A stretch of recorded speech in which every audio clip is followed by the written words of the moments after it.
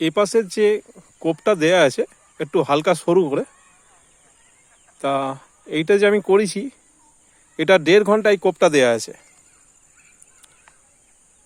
মাটিটাকে হালকা তোমার কোদালের কানা মেরে মেরে খুঁজেছি, কেননা যেহেতু মাটিটা টাইট ফিট মাটি হয়ে গেছে, একটু হালকা মাটিটা ওদিকে টাইট হয়ে গেছে, এদিকে একটু নরম আছে, তা মাটিটাকে তোমার কোদালের কানা মারতেই ভালো করে খোসা হয়ে গেছে।